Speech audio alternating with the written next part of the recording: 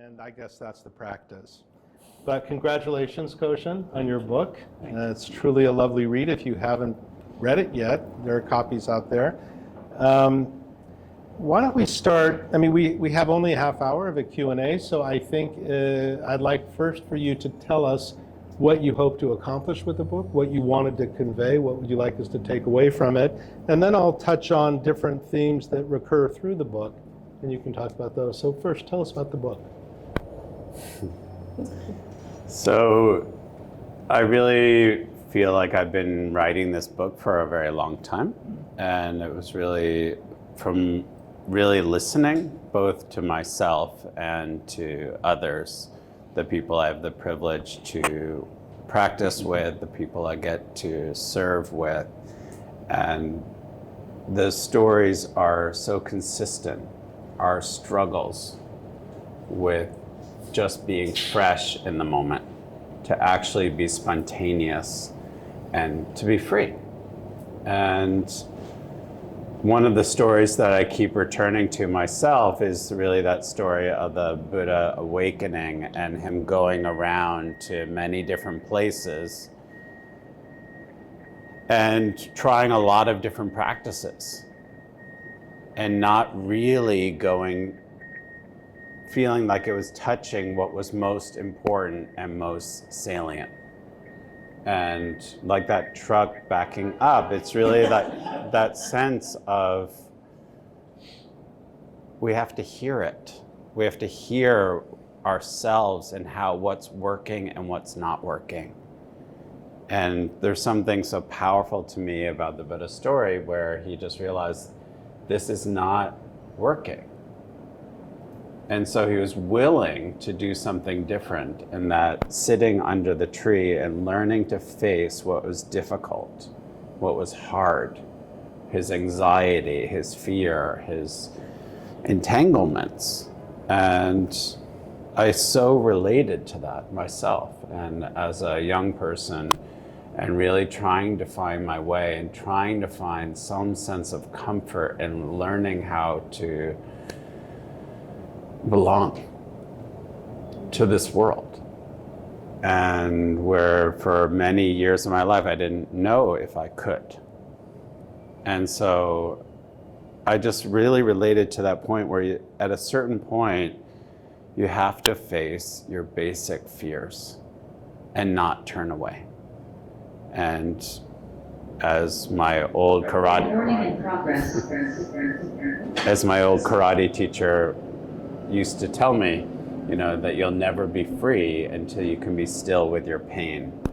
And that really nothing changes in my experience until I really chose to say, like, okay, I'm not going to move away anymore.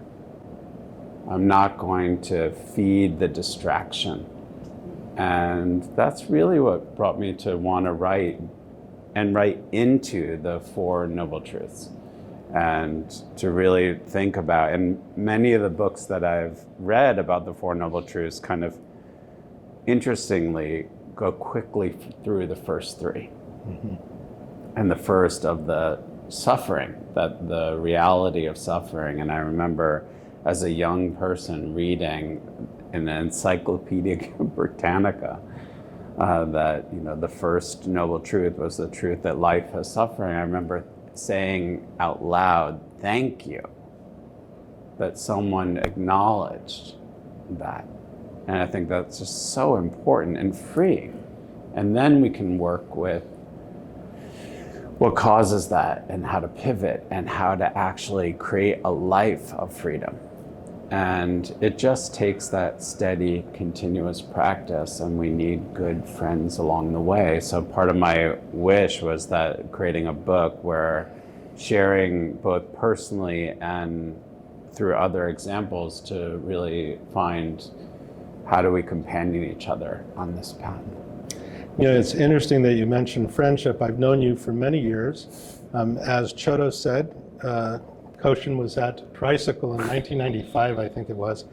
And we both had a lot more hair back then.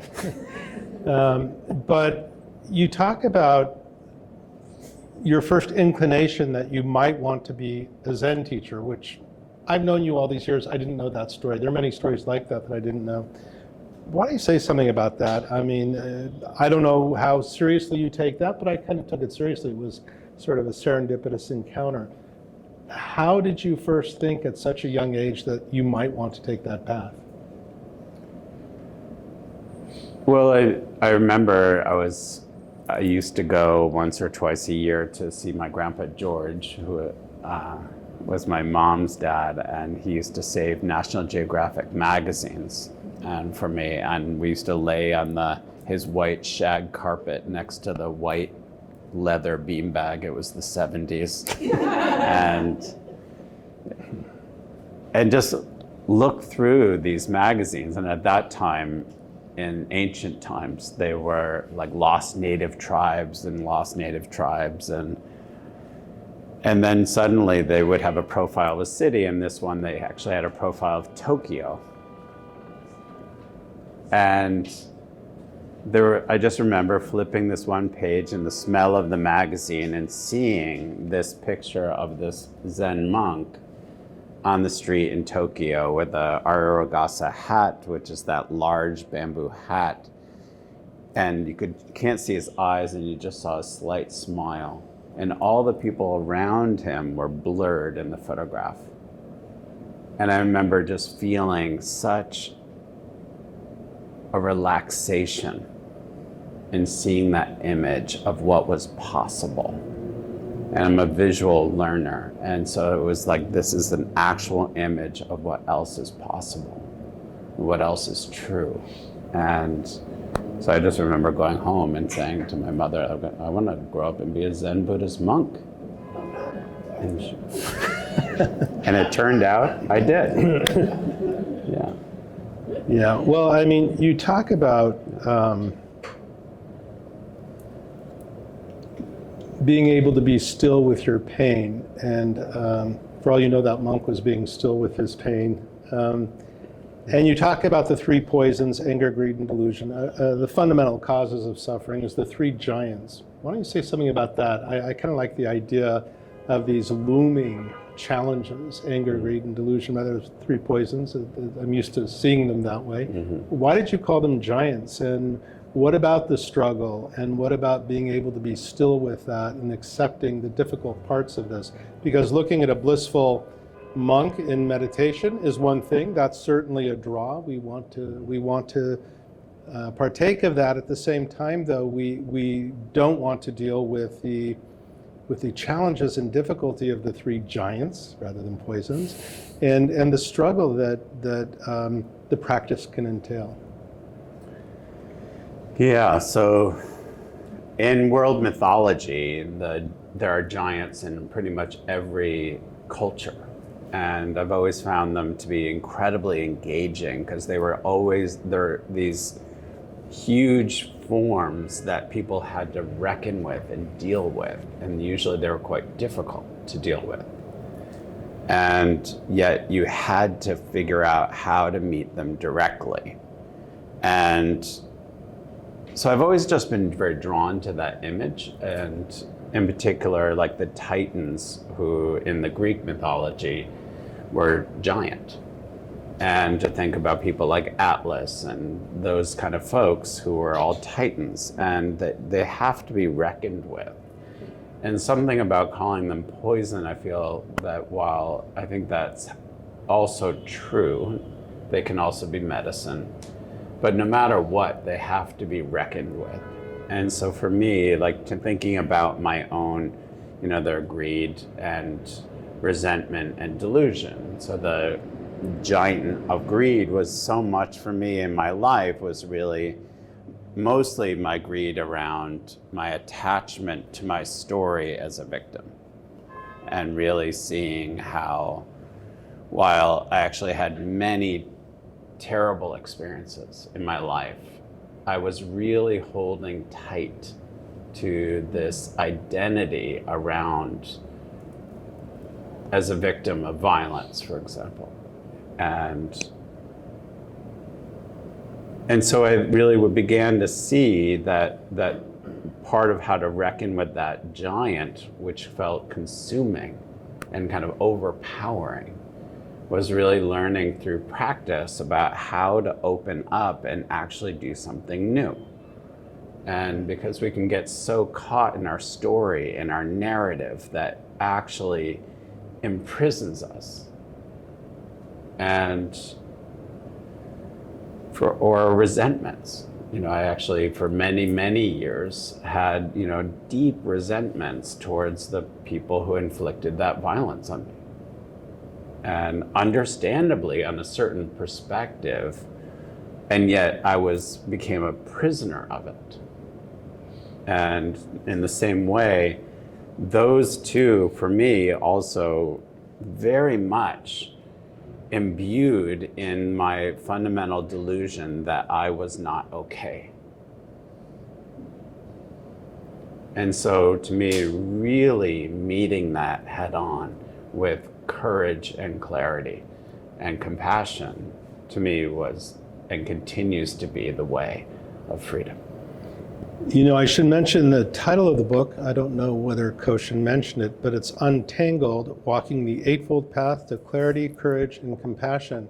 So why don't you say something, well, I want to ask you about a victim identity, say, but what do you mean by untangled? Walking the Eightfold Path is a way of untangling all of this. But before I go there, I'd just like to say, what is the attachment to an identity, say, that is so painful? Say, an attachment to one's sense of being a victim.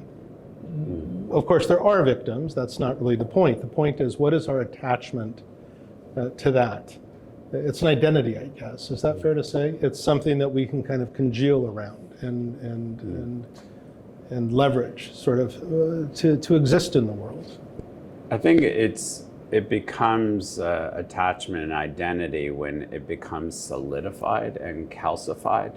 And I experienced that myself, and I feel, actually, you guys ran that part in the book about it. I felt like what had happened to me was that I had made a cage around myself that was the size and shape of my own body. And it was really this body that I wanted to actually learn how to be free. And I didn't even know I had a body in a certain way because of so many different traumatic experiences I had. Mm-hmm. And so it was really about entering that. So again, like the Buddha under the tree, just like facing the fear, because I realized that so much of my response to almost everything, it didn't take much for me to respond to almost everything in exactly the same way and not finding a lot of freshness and spontaneity in possibilities. And so it was really about,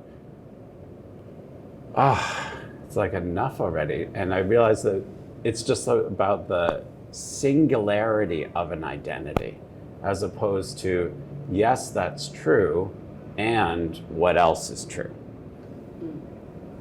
What else is true? That was what I was going to ask, because in the book you say to be able to become intimate with our suffering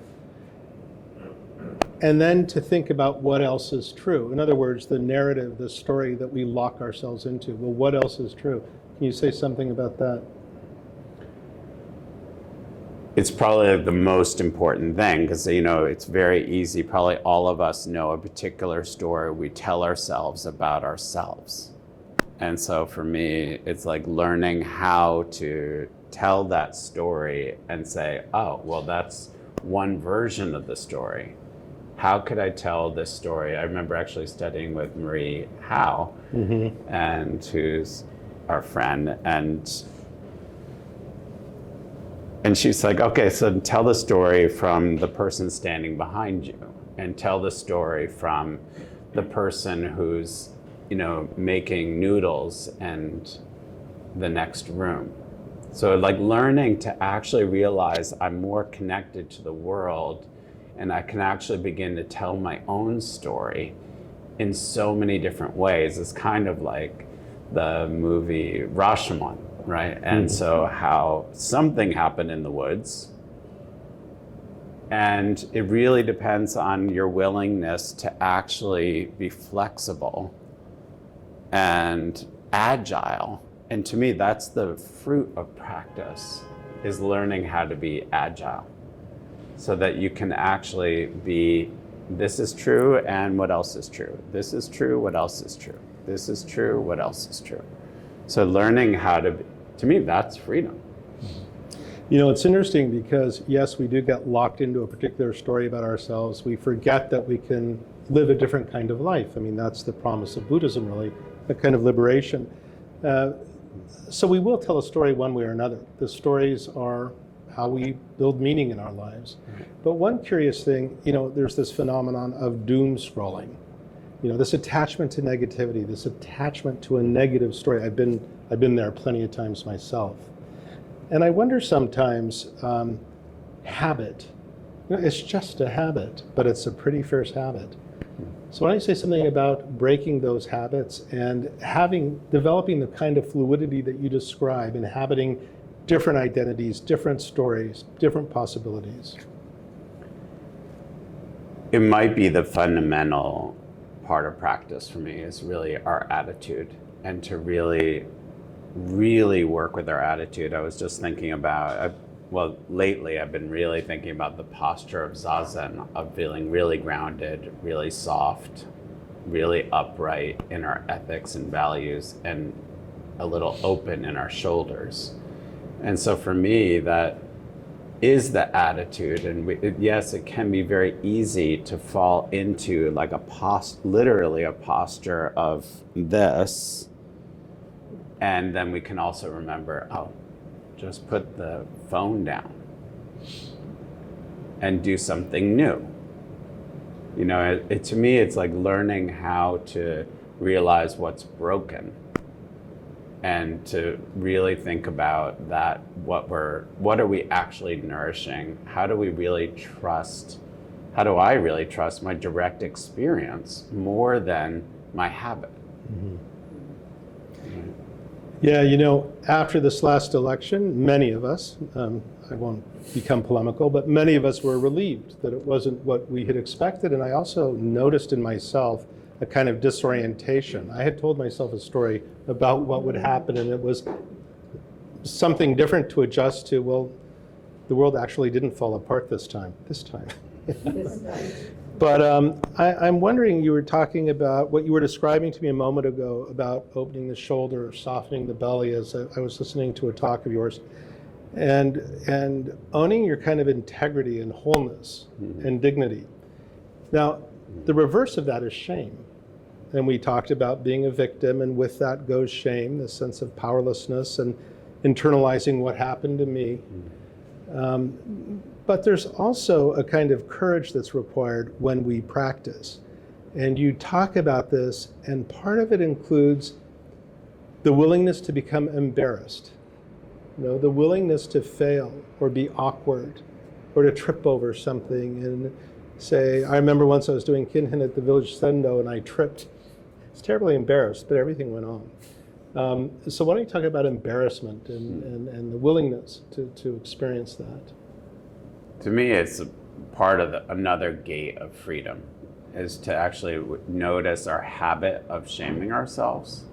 And I was just talking with someone today about, I invited someone to go for a walk, and they said, "Oh, like, what did I do wrong?" You know, and you know, like, and it's just really interesting to look at that habit of mind that keeps us from actually finding freshness. And to me, shame is also a habit. And to me, the precision and acuity of attention we can have and learn through Zazen and through practice, through dedicated practice, is really, I don't have to believe that story of, I'm so bad, and you know, it's all these assumptions that we make about what you're thinking of me or what I think of me. And so it's really, to me, super important to actually look at like, well, there's something kind of wonderful about being just completely embarrassed. And like, wow, it's so embarrassing. I was a total idiot. So freeing. I'm sorry, I was just like such a jerk.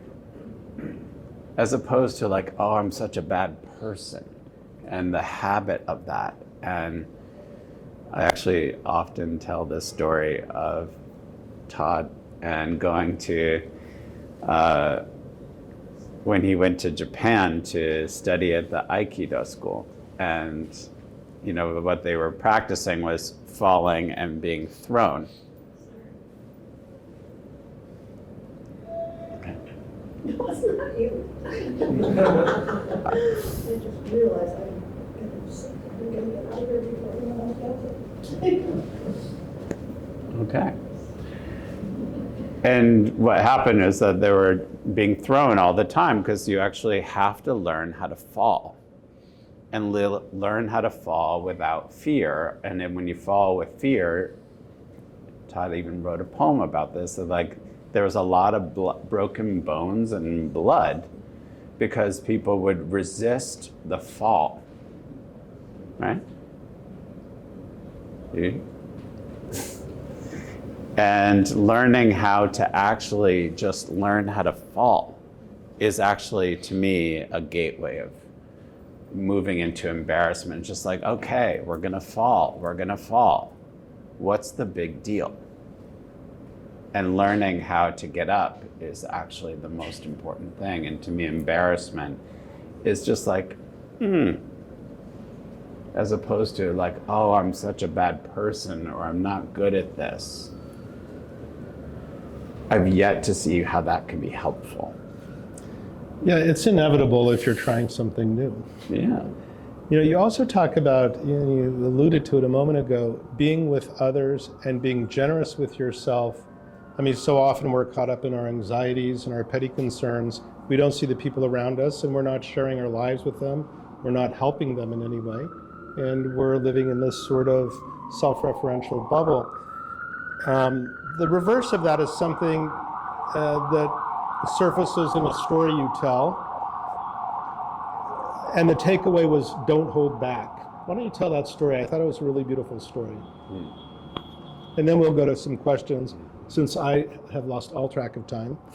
And if you don't have questions, I'll keep asking. But tell that story, and then we'll go to questions. So that story comes from a woman that Chota and I took care of and had the chance to care partner with. This woman, Rose Tisnado, and she was just this incredible woman. And at the end of her life, you know, she just really saw how clearly it was about how she had held back in her life, had kind of believed some fears of hers, and hesitation. And when she was dying, she said, you two have to make a promise to me. Don't hold back. And for me, that's such a powerful teaching. And to really look at how we hold back in our relationships, how we hold back from just meeting reality, and actually, and being with the sorrow and with the difficulties and the joys, and just being with things as they are in an ungilded way, to me, brings so much joy. But it's the joy that you can experience your anxiety, you can experience your fear and not just stay there. You can do something new. You know, I suppose tied to that is something you also talk about in the book, and it's the ability to experience pleasure. Are we out of time? Yeah, the ability to experience pleasure, something that we cut ourselves off from in so many ways. You can live a life circumscribed by these petty fears. But if you don't hold back and you fully inhabit yourself and engage with the world, you can experience what we call pleasure. Why don't you say something about that, and then I'll take your questions. I just thought of that, so. Yeah, for me, this happens with Koshin and me, we go on and on. So. It's true. for me, I often think of it as kind of junk pleasure, and how many of us are filling most of our time with activity that actually isn't nourishing. To me, it's like that movie Super Size Me. It's like that we live like that, where, that guy who just ate McDonald's all the time. I don't know if you've seen that documentary, but it's really intense. And he eats McDonald's for like a year, just McDonald's, and he gets very sick. But I feel like in many ways, that's what we do in our lives. I think that's why that movie was so resonant, because we tend to continue to function in relationships in ways that don't feel nourishing. We tend to eat in ways that isn't actually nourishing. We engage in our work in a way that's not actually nourishing. And so the opportunity is so clear that we can actually begin to think about each place as a place of like, what would actually be pleasurable? And I find really taking risks and doing something new in relationships is pleasurable. And actually having real, meaningful relationships is really pleasurable. And I know I have a friend who's like, yeah, you always go on and on about that, but I don't really like people.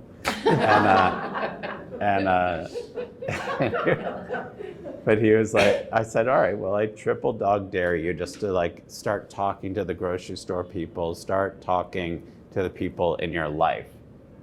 Do it for a month and let me know how it feels. And he did. And he was like, it feels really good. Like suddenly he knew people's names, and he started to build actual social relationships with people that we actually depend on. And we tend to just be too busy and distracted to actually meet. And to me, that is pleasurable. So to actually figure out instead of what we think is pleasurable, what actually is pleasurable. Yeah. Okay, thank you, Koshin. It's easy for me because I've read the book, and most of what you're hearing is in the book. It's a wonderful book. I really loved it. I have to read lots and lots of books, and this one I really loved. Do we have any questions? I do have a question. I have one comment. Sorry, before we, you guys can repeat the question after she said it. We'll repeat the question. It's a comment. It's a comment. For James. I was thinking about myself when you were talking about embarrassment. I have so much trouble with technology, and I'm very ashamed of it. I realize it's not embarrassment. Embarrassment is spilling water, But shame has to do with my own core being. And so I'm constantly having to ask people, and I feel so embarrassed and ashamed, really. And so I get out of it by reminding myself that it's humility. It takes courage, but it also takes humility. And so I asked the question, and then I'm really satisfied, and then I ask the same question again, over and over and over, probably. But it's a matter of knowing that I feel it in my body. I know when I'm ashamed to go ask the question, and then I do it because I have to solve the problem. And the idea that it's humility is sort of gets me through it. Gets me through that. Beautiful. Mazel tov.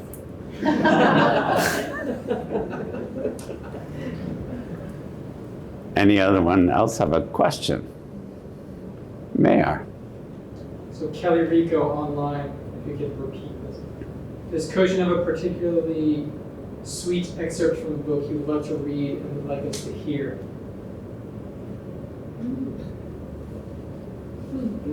I don't have the book with me. We don't have the book. Are you sure? Here's the book. One's coming. I marked up the pages where I am.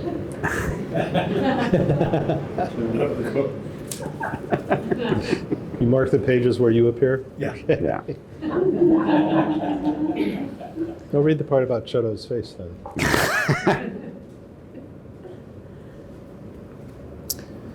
Well, let me think about that.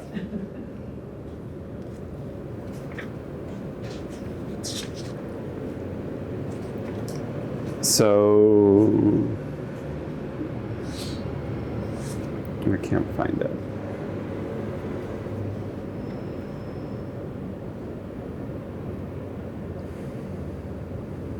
I'll have to come back to that question. Okay, in the Yeah. meantime,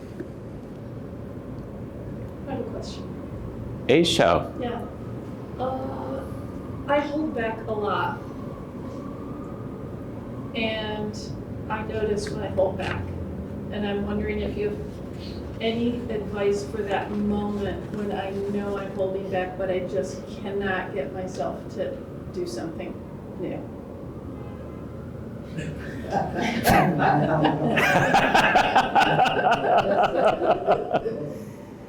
So Aisha's asking about when she's hesitating.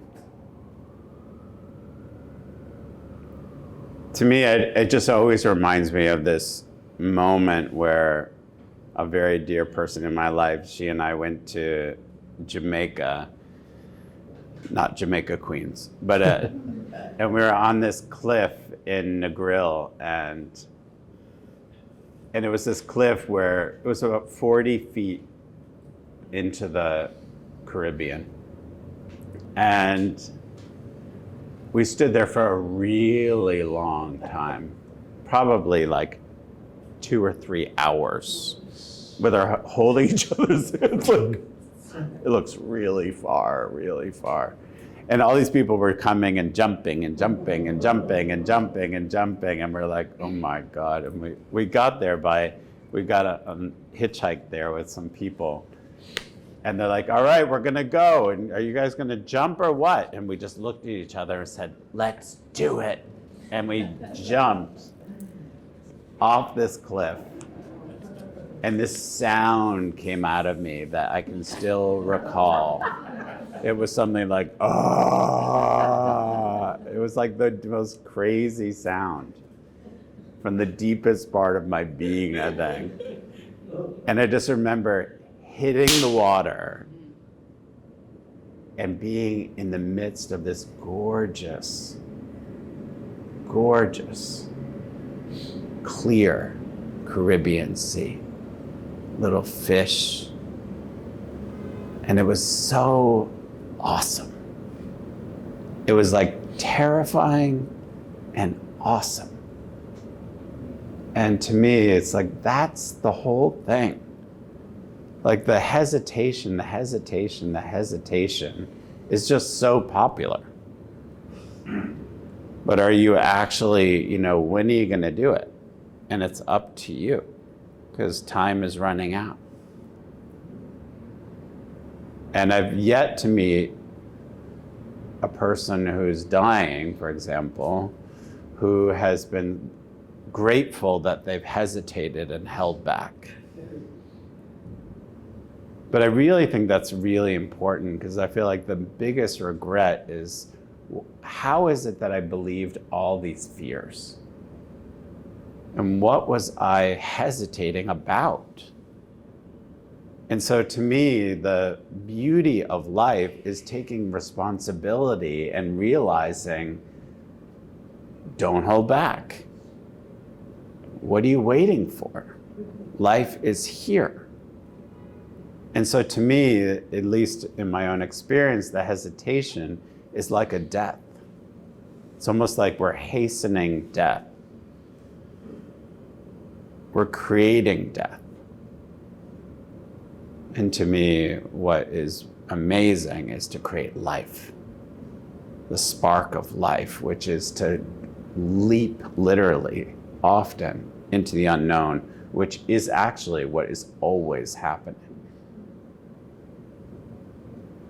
I remember, I was just dancing earlier with the salad people at the Manja, this locals place. And these women are so amazing who work there. It's like one of the reasons I love going there. And they're like, you see us. And we're always like, you see us, you see us. Because like they said that no one sees them. And they're amazing and joyful. And that's all it takes is just open your eyes and be there.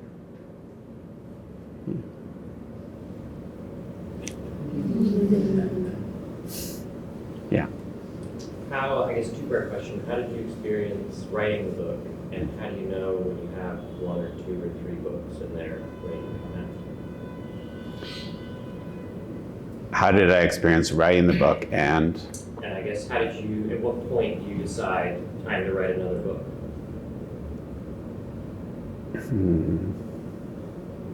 Well, this book just felt like it needed to come out. And I found writing this book in certain moments brutal in the memories that came back to me. And actually, they keep coming back to me. It's almost like these pockets of your own mind of my mind, that sealed things that were so painful. And I actually write about writing the book at some point in the book, where I was on a bike ride we used to live on the Upper West Side, and I was biking home, and this memory, this horrific memory of terror came back to me. And literally I just like fell off my bike. And at the same time, I felt so grateful because I was there on the ground. And I said, you're on the ground and you can get up. And there was something about writing this book in particular that felt freeing. And now that a lot of memories are actually returning to me, I feel freer. And I feel more willing to say, hello, scary time. We're here. And I feel more like, to me, one of the practices I think that the heart maybe of this practice for me is really, I think of it as adulting. Actually, like learning how to be an adult and saying like, this happened, and what are you gonna do? And how are you gonna be with that? How can you do this in a different way? Yeah. Thank you. Mayar. What's your question, Mayar? I will speak for Kuriko Watanabe. She says, thank you for the great conversation, Koshin Sensei and James. Referring to the last episode, she asks, could you share with us your actual advice to your friend? How can we actually meet with each other? It takes 2.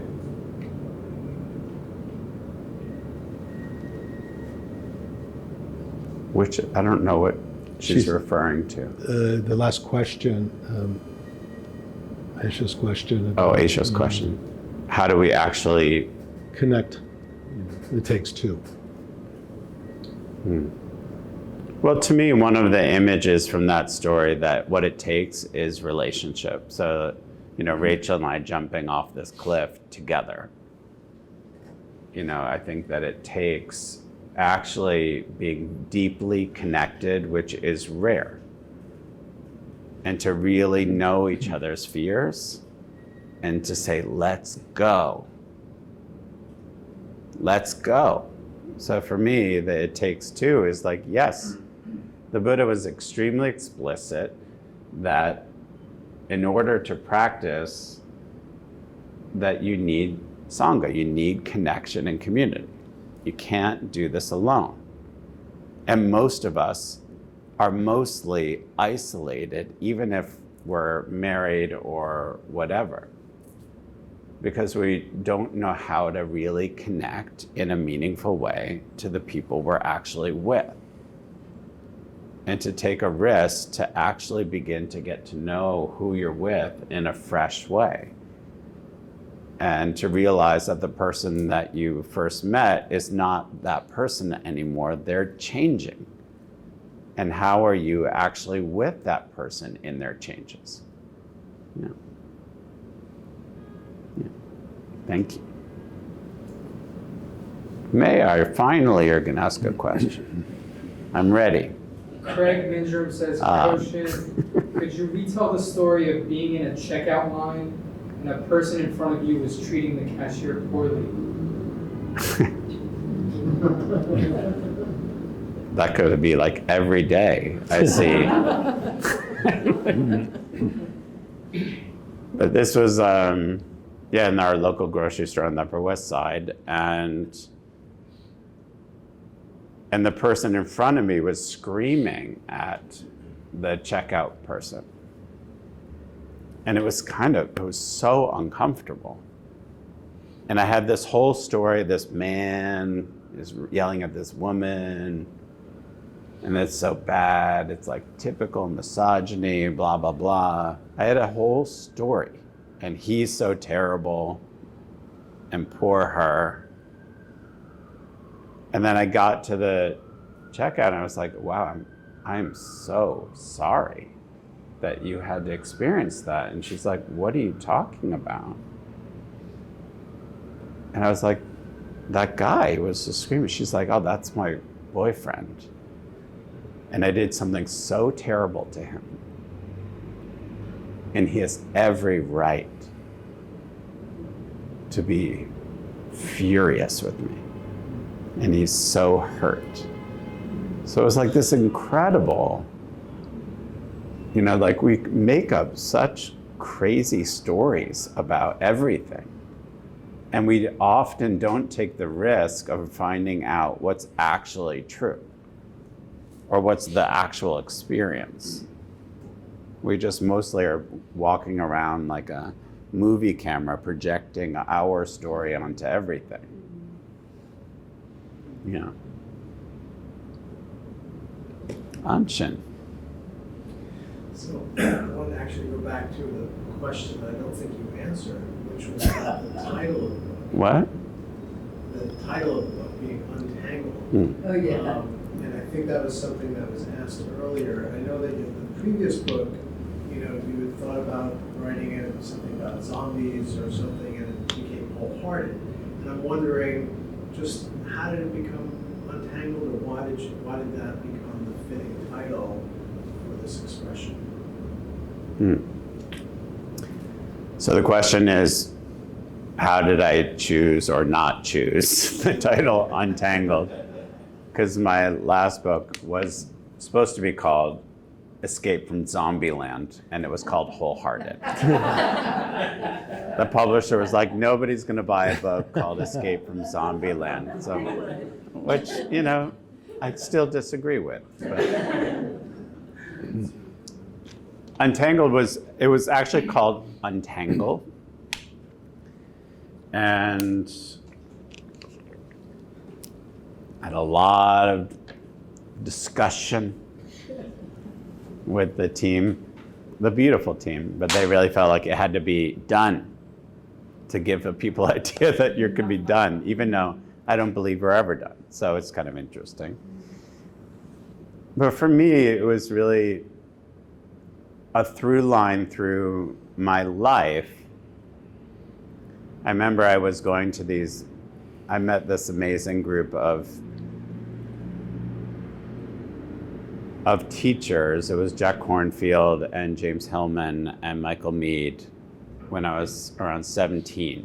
And I still remember Jack Kornfield sitting on the stage and saying, the whole world is tangled in a tangle. Who will untangle this tangle? Which is actually one of the opening quotes of this book. And so for me, that is actually our charge. And I remember how I understood that line was really that it's up to you to untangle it. There's no great babysitter that's going to come. That it's up to each of us to really deeply care and to engage in a loving way and to actually untangle it. Actually, I tell a story about Joshin in the book where that she took on a project of a big tangled yarn project. Knitting. Called knitting. And in order to do that, you actually have to really pay attention, right? It's not for like the baby in us to do that.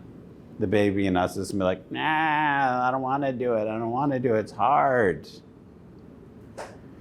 And so for me, that it takes that adulting to actually meet our responsibility. And to me, I find so much joy in that responsibility. It's like, yes, nobody else can do that. And Genyo Kojima was telling me the other day about when he was training at Eiheiji that every single monk wipes clean every single inch, even though 40 other monks are cleaning those same inches. And the teaching is that it's up to each of us to take care of, make sure that we have cleaned each inch. That it's no one else's responsibility to clean what is yours to clean. So for me, like that untangling and untangled image is super important. And to me, it's really about that responsibility and dynamism that comes from that responsibility, not waiting. Not waiting. Yeah. Mayor, finally. Are you holding back, Mayor? A little tangled. Jennifer Botley says, thank you for your words of wisdom and love, dear Koshin. I'm curious about the actual process of writing this book. What's it like for you? Does your idea go with you everywhere as a question or inquiry? Do you set time to write? Do you write on note cards or use a computer? Just wondering about your process.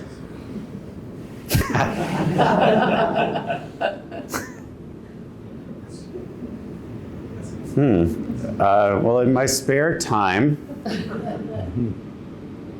you know, I have no comparison to the great Toni Morrison, but I was always so humbled by her writing The Bluest Eye when she would get home from work, cook her kids dinner, put them to bed, and then she would begin to write. And I thought, I always have her in mind, actually, and thinking like, she could do it, I could do it. And to me, it's kind of like, to remember, it's like that monk in the National Geographic. It's like, sometimes we need that image of what's possible.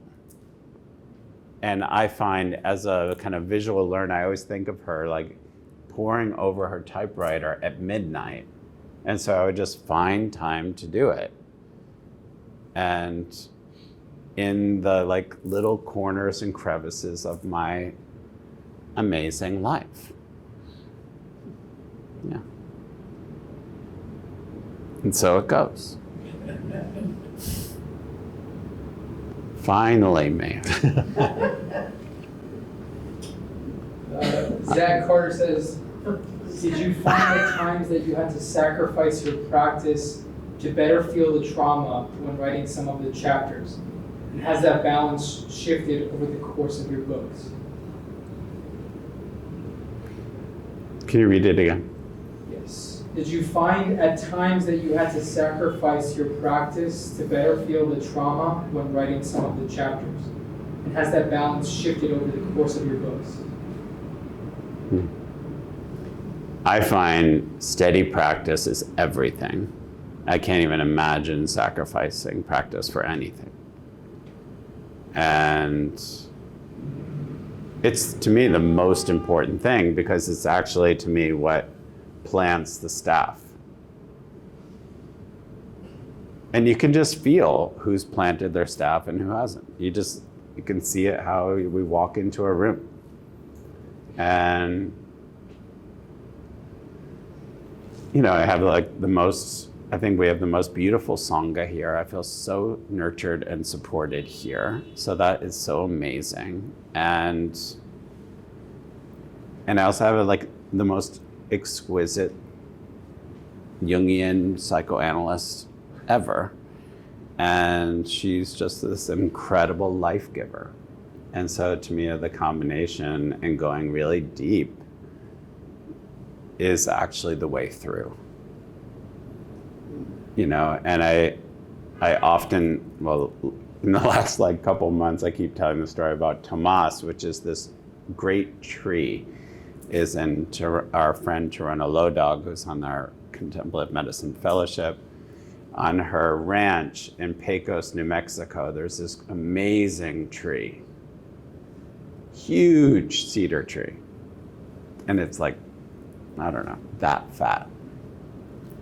And so tall. And the fires there are so crazy. And it's those great trees that actually survive. And it's singed like nobody's business. It's blackened at the bottom. But because it has deep roots, that's what brings the clarity. And it actually doesn't burn. It is burned, but it's not consumed. And there's an image that has always been important to me of a guardian of the Dharma called Fudo-myo, who is their name means immovable one. It's like that quality, no matter what is happening, are you rooted? And he's often shown engulfed in flames, but he doesn't burn. And it's like, that's the kind of fearlessness to me that real change requires. But when we keep flitting around like those little trees, they don't last. It doesn't last. So, thank you.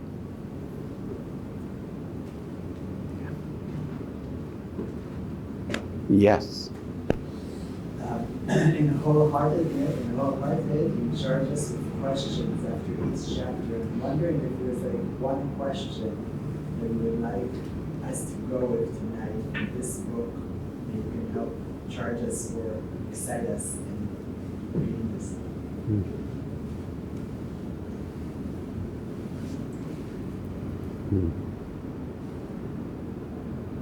To me, it's always the question is, if not now, when? If not now, when?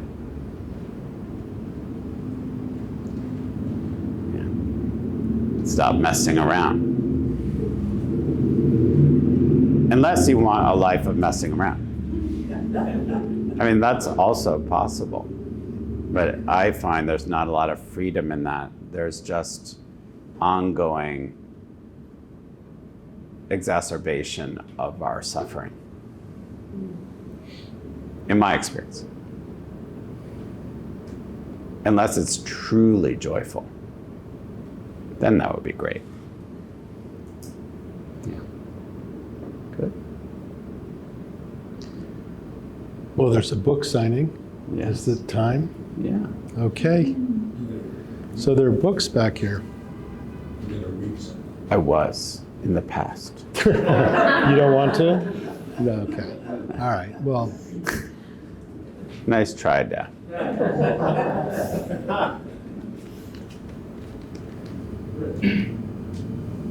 So thank you, James, for your generosity. Thank you.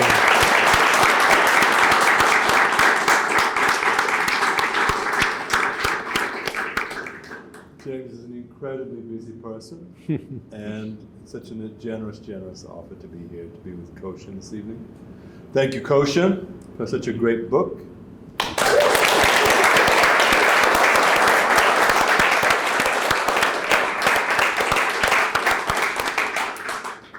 And thank you all for being here.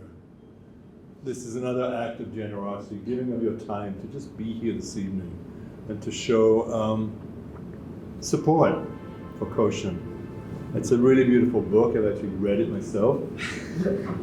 Edited a lot of it. I'll wait for you.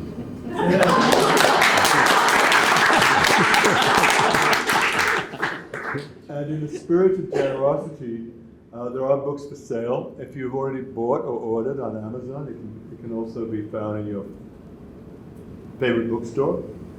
So it's available anywhere and everywhere.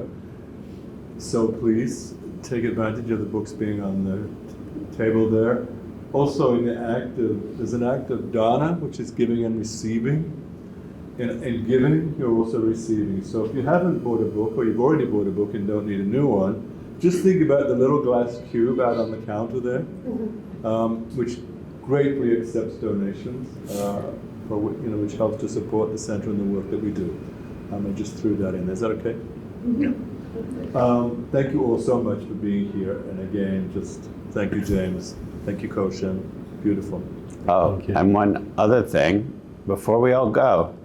So I was told that this is a really good thing to ask people to do. So if you please review the book online, on Goodreads, on Amazon, or wherever you buy books. And if you can post about it, that's always helpful. We're really looking to see if we can midwife it into the world as a community. So thank you.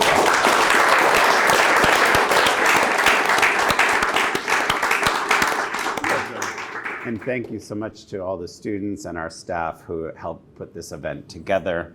And and to Chodo for his emceeing. And it's really beautiful. So there's food, please enjoy. Who's Chodo? Chodo's my husband.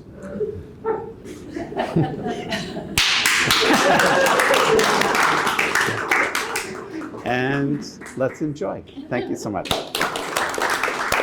That was fun. Thank you so much.